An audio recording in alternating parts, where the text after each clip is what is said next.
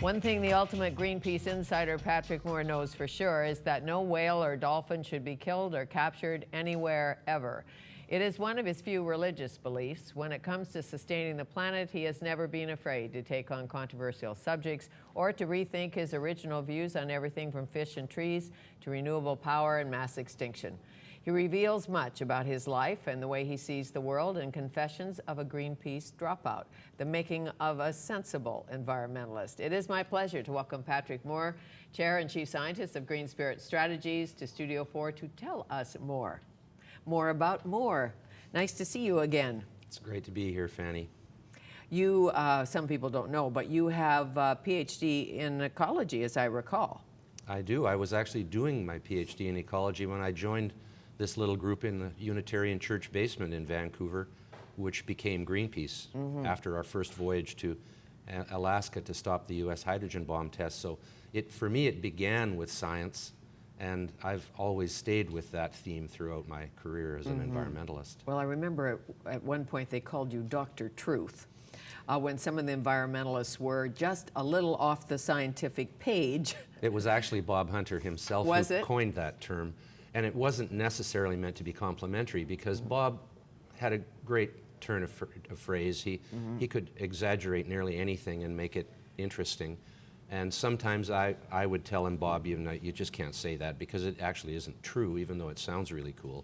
And that's how Dr. Truth came about. Okay, but the Don't Make a Wave Committee in the basement of that Unitarian Church was the seedling for Greenpeace. Yes. True? About a half a dozen core people and about 24 people altogether eventually met regularly on a weekly basis eventually to plan that first voyage to Amchitka. And you went to Amchitka to protest nuclear bombing tests. 5 megaton hydrogen bombs tested underground, yes, by the US. And what did you know about protesting? I mean, you're kind of a ragtag bunch, I have to say. We were. Well, we looked like a bunch of crazy hippies, but actually, most of us were pretty professionally oriented. I mean, Bob Hunter was a top journalist with the Vancouver Sun. Ben Metcalf had been a CBC journalist all his career. I was doing a PhD in ecology. So we weren't like homeless hippies. We were, people who were doing things in their lives and educated people. Yes, eco-crusaders, we called you. And the point is that you actually did make a splash. Yeah, governments paid attention. Well, tens of thousands of people were marching in the street in our support. I think it was the day the bomb went off, all the schools were let out across Vancouver and marched on the US Embassy here. It was a big deal. We had like mass support in British Columbia in particular. We weren't fringy in that sense. We had the Real Estate Board of Canada endorsing our campaign. And then when we took on French atmospheric nuclear testing the following year, because we won, the United States ended its nuclear testing program 2 months after we sailed on that voyage. President Nixon canceled them. And so we beat the United States on the nuclear front at the height of the Cold War, the height of the Vietnam War. And France, which had not agreed to go underground with its nuclear testing, was still blowing off atomic and hydrogen bombs in the air in the South Pacific at Mururoa in French Polynesia. So we recruited David McTaggart. He volunteered to a media release we put out saying we want a skipper to take a boat from New Zealand to Mururoa, and that's how David McTaggart emerged. And did anybody get beat up along the way? Well, he did, physically in fact. Threatened? Yes, David got beat. I thought so. On his catch, the Vega, he was beaten and his eye was injured. And the French, when it was found out that he was injured, the French said he'd tripped on the deck when they boarded the boat to inspect it.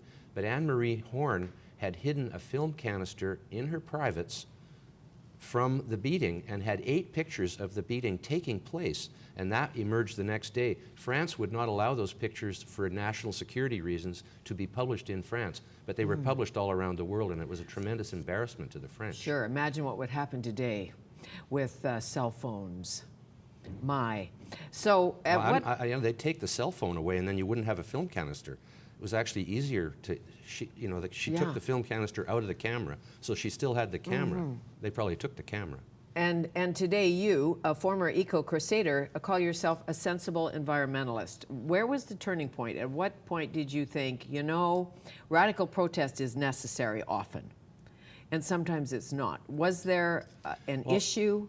I'm still not against radical protest. It's really important to distinguish between the tactics and the policies, because a lot of people think I left Greenpeace because I felt their tactics were too extreme. That's often said. That's not true. The tactics of Greenpeace aren't extreme. They're peaceful. What I differed with were particular policies. Like I'm still all in favor of stop the bombs, save the whales, reduce toxic wastes. The one issue that I've changed my mind on since then is nuclear energy. I think we made a big mistake lumping nuclear energy in with nuclear weapons, like as if everything nuclear was evil, when in fact there are good nuclear technologies like nuclear medicine. Those nuclear medicines are actually made in nuclear reactors. And I believe that history has shown that nuclear energy has been safe and very effective and clean and cost effective. So I think we were wrong on that one. But I still stick with everything we did back then other than that. But since I left Greenpeace, I sort of saw the writing on the wall in the mid-'80s. I was the only international director with any science education at that time. And they were beginning to adopt positions like, for example, to ban chlorine worldwide. That came to be a slogan coming out of Greenpeace. And I totally disagreed with that, because chlorine is the most important element for public health and medicine, for making our pharmaceuticals, for killing bacteria that are trying to kill us. And so banning chlorine worldwide was a stupid thing to say. Well, at one point you said you didn't leave Greenpeace, Greenpeace left you. To a large extent, but it was really more of a divergence where they were adopting extremist positions that had no basis in science. I was trying to move to a sustainable development or sustainability, trying to take our environmental values and figure out how they could be incorporated into the social and economic side of life. In other words, taking a broader view, whereas they were getting narrower and narrower in my view. Well, as you know, Greenpeace claims today you are not a founder or a co-founder. They do make such claims. I was on the list of founders on the official Greenpeace International website. There's a web page called The Founders of Greenpeace, and there my name was up until February 2007, at which point they removed it. And I think it was because I came out in favor of nuclear energy. And they've also removed my name from the Greenpeace USA site from the list of members on the first voyage. My name has been taken out of that list as well. Really? Even though you go to another web page called The History of Greenpeace, which is a Greenpeace International website, right. It said these 12 men sailed on the first voyage to Amchitka. They were the founders of Greenpeace. So I was definitely on that voyage. So therefore, by their broader definition, even though no names are mentioned there, they still admit that I am a founder Your of friend, Greenpeace. my friend, Bob Hunter, the late Bob Hunter, is probably kicking the slats out of his coffin. Oh, that would I'm be sure normal, he I is. think. That would be Bob. normal. Yeah. Did you remain friends to the end? Did you fight a bit towards the end? Bob was my best friend for so many years, but at times he was my best enemy. We didn't, well, it was usually he that decided I was the bad guy. He coined eco-Judas for me back in the early 1990s when I decided to help the forest industry address its environmental problems. I was there with you helping the forest industry address environmental you were, problems. And as you remember, it was considered considered evil to work with BC's biggest industry that produces the world's most renewable material. Somehow that was evil to help them improve their environmental performance, which was my purpose for being with them at the time. And in fairness to the Forest Alliance, it was to show the good, the bad, and the ugly of what had been going on in British Columbia, forestry-wise. So there had been some bad forestry, there had been some high grading and bad clear cutting, and there had been some good clear cutting, and there had been some good silviculture, there had been some bad roads cut, there had been some soil not managed, but there needed to be awareness to balance the environment and the economy. It was in desperate need of reform. Like all other industries from the 60s and 70s that weren't paying attention to pollution control or to environmental protection, the forest industry was, had not yet come into the 80s, and it was already 1989 sort of thing. And so we really did help all through the 90s in changing the forest practices in BC to being much more concerned with biodiversity, with water quality, etc. I mean, you can't cut trees down without cutting trees down. and Right. and you can't get wood without cutting trees down. So that the educational side of it was also very important. Sure. And dialogue is very important because when you're a resource-based province, you have to have dialogue between the corporation and the scientist in the forest and the workers and the unions and all of that to find some common ground. And you're right, wood is renewable. Exactly. And well, it's the most important renewable material and the most important renewable energy resource. Sure. It's both. But that doesn't mean, I don't think you mean, you should cut down an entire old-growth forest with the largest tree ever grown in British Columbia. No, there are trees that are sacred. There are, and there should be huge areas of parks and wilderness, which we did during that same period in the 90s. We more than doubled our parks and wilderness in BC, and many of those were areas where there's big old-growth forest. But at the same time, we have to have somewhere to grow trees that are going to be harvested and replanted.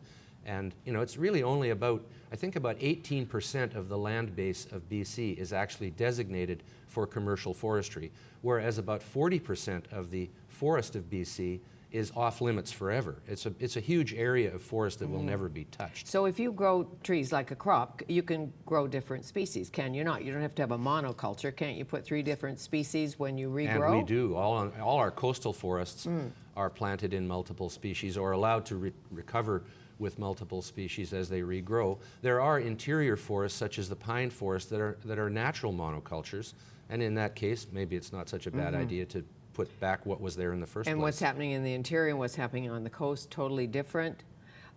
We just need more knowledge often about what's going on in the woods. And there was a war in the woods, and for a good reason, at one point. Take me back to your nuclear energy stand. I know you're opposed to nuclear testing. That would be yes. Okay, yes. Now, nuclear energy, is the Atomic Energy Board paying you or something, or tell me the drill? Well, I guess it was during the increased awareness of climate change, during the early 90s to the mid-90s, when people started looking at that and thinking maybe this increasing temperature that's going on has something to do with our emissions. And of course, that's the theory. It's a little less certain right now because of the history of the last 10 years or so, where temperatures are no longer increasing, and yet CO2 is continuing to increase. Right. And so the question is, why aren't they connected anymore like they seem to be before? So is it man-made climate change or is it not? We don't know for sure. And the problem is there are all these people who say they know for sure and that we should spend trillions of dollars doing things to prevent it from catastrophe, when actually I know that they don't know. Because if they did, they'd write it down on a piece of paper actually and show it to us, but they just talk about the consensus and the certainty of climate science. What exactly is the science and why isn't it getting warmer anymore? So there's a lot of questions, and my book goes into all of them. I'm no denier, because my position is we don't know and we're just beginning to understand the climate. But the best thing about climate alarmism is it has caused thousands of scientists to start studying the world's climate, something we knew very little about up until not that long ago. So I started thinking about energy and how could we move off fossil fuels, because that's the big challenge. Sure. Today, 86% of the world's energy is fossil fuels, and nuclear energy and hydroelectric energy are the only 2 other significant energy technologies besides fossil fuels that supply large amounts of reliable, cost-effective electricity. We in Canada still have a lot of hydroelectric resource to be developed, and so does China and Russia, Brazil, Chile, but most countries, including the United States and most of the European countries, either don't have hydro resources or have used them all up, as the States has. It produces a lot of hydro, but it's 6% of their total electricity, but there isn't a lot of other big sites. So their only real option is to go to increasing nuclear energy. Already in the US, there's 104 nuclear plants. We have 18 in Canada. In Canada, we have 15% of our electricity from nuclear. In the States, it's 20%. In France, it's 80%. In Japan, it's nearly 40%. In Belgium, it's 60%. In Slovakia, it's 70%. So a lot of countries are getting a higher percentage of their energy from nuclear than we or the US. And what are they doing with the waste is the question. Can we take a break, come back, and you can address that? Absolutely. Okay. Patrick Moore, Confessions of a Greenpeace Dropout, The Making of a Sensible Environmentalist.